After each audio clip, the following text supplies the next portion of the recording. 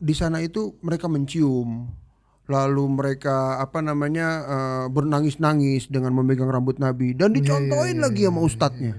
Sama ustadz itu dicontohin gitu sampai nangis-nangis mencium peninggalan Rasulullah SAW. Apa memang benar ada Ustadz? Masih ada gitu artefak atau peninggalan Rasulullah SAW gitu seperti yang mereka klaimkan gitu pada saat itu.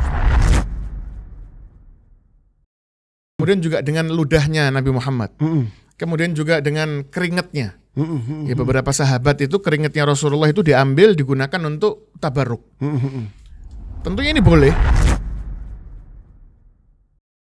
Nah, kalau keringatnya Rasulullah SAW itu bisa dijadikan kita mengambil manfaat lah dari situ, kita bertabaruk lah dari situ para sahabat. Berarti kalau keringatnya Habib bisa dong Ustaz?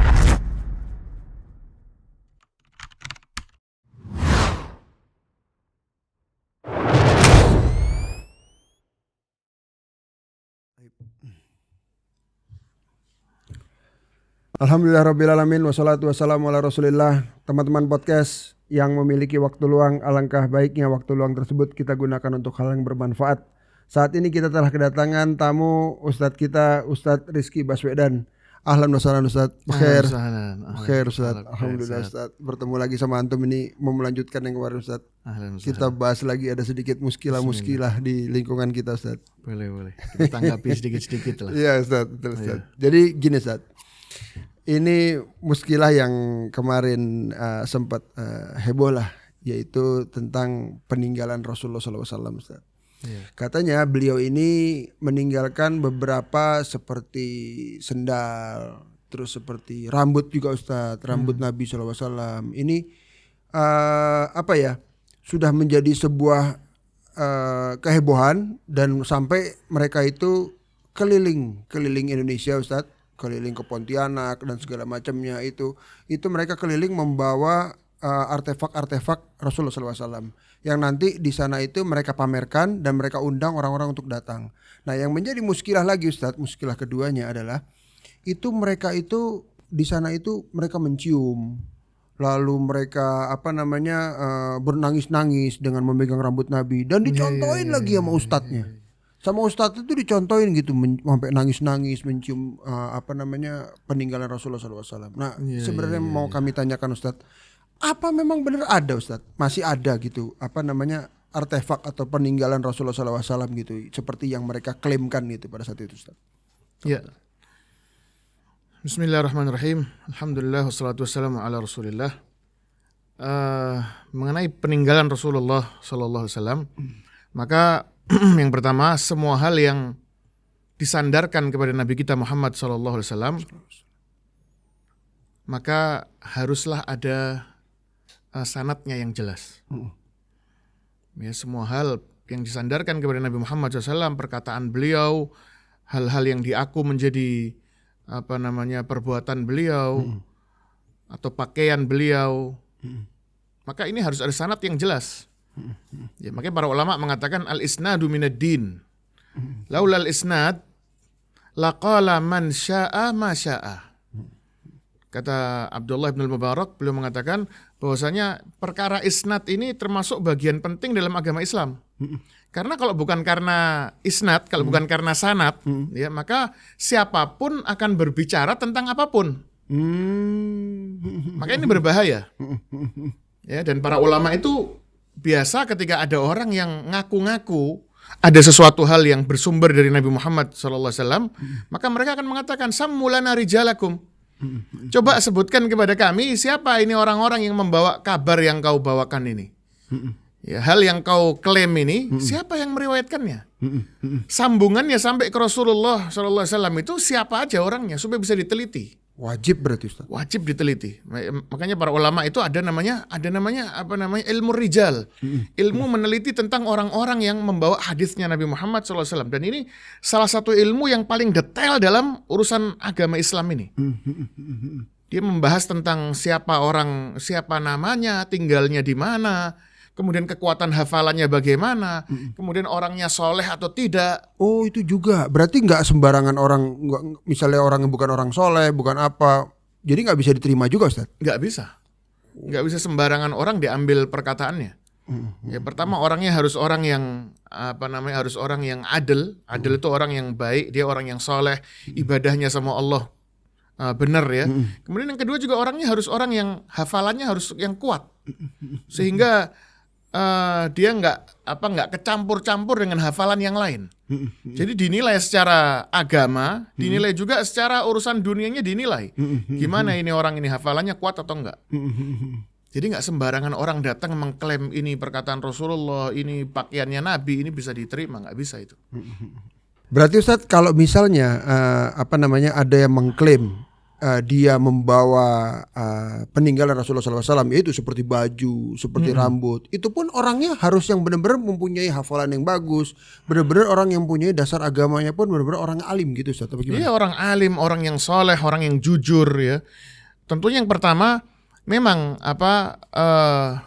beberapa hal yang berkaitan dengan Nabi Muhammad SAW itu bisa diambil keberkahannya. Contohnya misalnya rambutnya Rasul SAW ketika dipotong itu dibagikan kepada para sahabat. Maka para sahabat bertabaruk dengan rambut tersebut. Kemudian juga dengan ludahnya Nabi Muhammad. Kemudian juga dengan keringatnya. Ya, beberapa sahabat itu keringatnya Rasulullah itu diambil digunakan untuk tabaruk.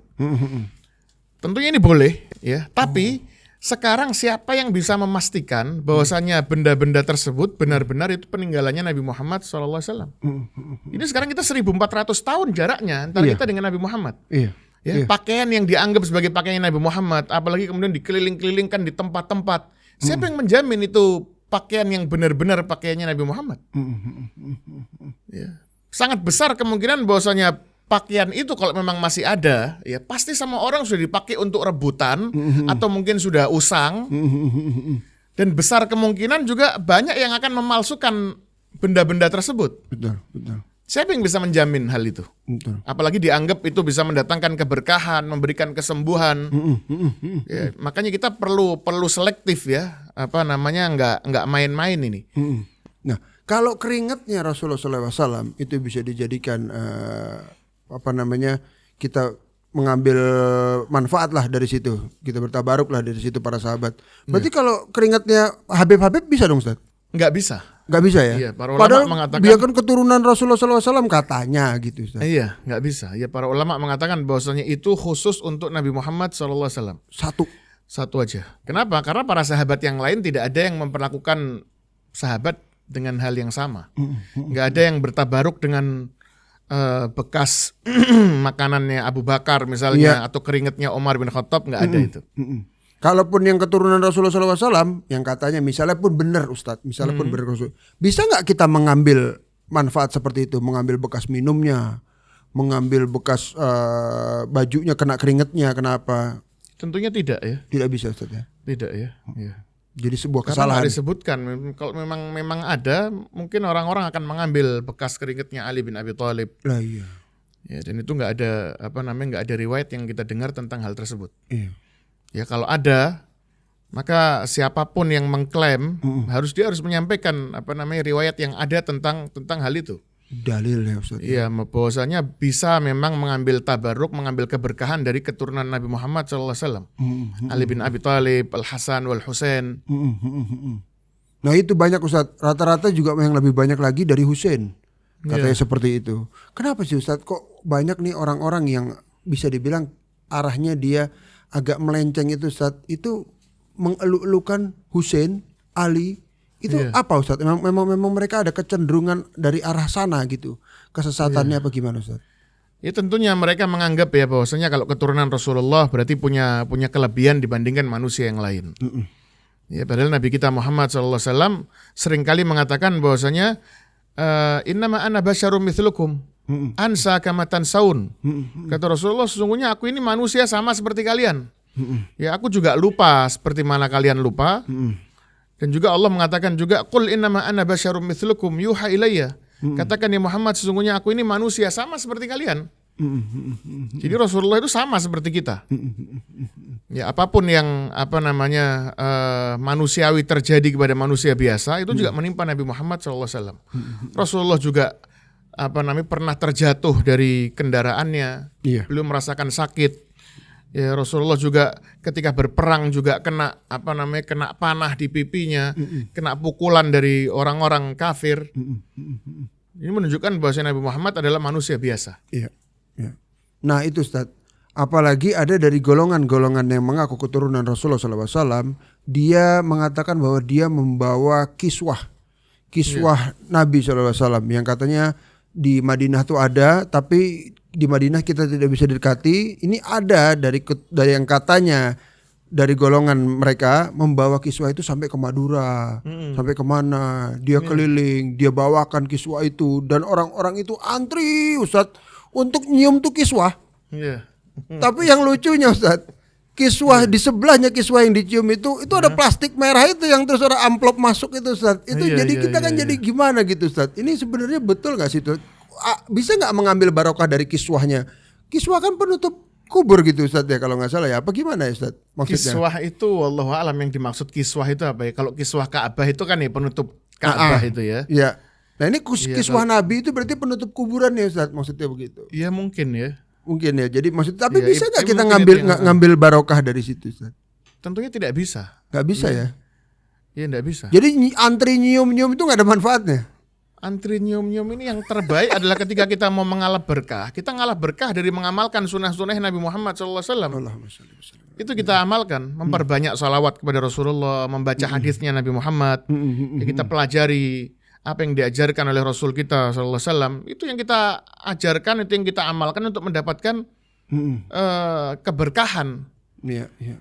Iya, tapi kalau kita mengharapkan keberkahan dari kiswah-kiswah yang diklaim oleh sebagian manusia bahwa ini kiswah Nabi mendatangkan keberkahan, ya belum tentu itu juga kiswah yang benar-benar dipakai oleh Rasulullah. Iya. Itu di online ada yang jual Ustaz 300.000. Nah makanya itu ada yang jual di online Ustaz itu kiswahnya. Makanya kita heran.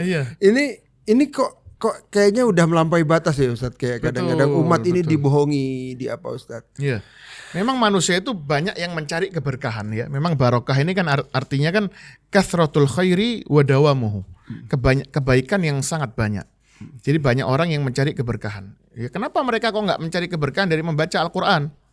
Padahal itu luar biasa Ustaz. Padahal luar biasa. Rasulullah menjelaskan tentang satu surat saja, Al-Baqarah misalnya. Rasulullah mengatakan iqra'u surat Al-Baqarah. Bacalah surat Al-Baqarah ini. Fa inna akhdaha barakah kata Rasulullah. Karena mengamalkan Al-Baqarah, membaca Al-Baqarah ini berkah. Wa tarkaha hasrah. Orang yang jarang baca Al-Baqarah dia akan menyesal nantinya. Wala tastati'uhal batalah. Dan sihir juga enggak mempan ketika dibacakan surat Al-Baqarah. Kenapa manusia enggak membaca Al-Quran ya, di antara surat Al-Baqarah atau surat-surat yang lain? Allah mengatakan Kitabun anzalnahu ilaika mubarakun kata Allah. Ya Al-Quran ini aku turunkan kepadamu penuh dengan keberkahan. Jadi siapapun yang menginginkan keberkahan, ya ingin mengalap barokah ya, maka hendaknya dia banyak membaca Al-Quran dalam kesehari-hariannya. Dia baca Al-Quran di rumahnya, ya supaya rumahnya penuh dengan keberkahan, ngusir setan, mendatangkan rahmat dari Allah Subhanahu Wa Taala, mendatangkan pahala dan berbagai macam keberkahan yang lain. Ini ada lagi Ustadz. Ya subhat lah istilahnya Ustadz. Yang seorang ahwat dia pernah menghafal Quran waktu kecil, lalu sekarang dia bisa dibilang istilahnya mungkin nggak tahu dia murtad atau dia sudah masuk golongan munafik atau wallahu alam, dia melepas jilbabnya lalu dia seperti menyiarkan bahwa buat apa kita menghafal Quran. Jadi kalau misalnya ada yang bertanya sama dia tentang gimana cara menghafal Quran, itu dijawab sama dia, buat apa? Mau ngapain? Mau ngapain ngafal Quran? Buat apa ngafal Quran? Mungkin gak sih Ustadz ini termasuk orang-orang yang dikatakan katanya Al-Quran itu hanya sebatas lidah mereka saja, jadi tidak masuk ke hati. Karena dia ngapalin Quran dari kecil Ustadz. Katanya dari kecil dia ngapalin Quran, tapi pas sudah besar seperti itu. Sama Allah dikunci hatinya, dibikin dia gak bisa paham Al-Quran. Jadi sekedar hafalan-hafalan yang sudah sebentar-sebentar juga lama-lama hilang, pemahamannya pun sudah terkunci. Nggak ada sanad yang jelas, nggak ada riwayat yang benar dari Rasulullah bahwasanya memang hal tersebut mendatangkan keberkahan atau menolak keburukan, maka itu termasuk kesyirikan. Berarti yang mereka sempat klaim ini Ustadz, itu mereka sampai menyampaikan begini, kalau yang tidak datang diragukan mereka bisa mendapatkan syafaat.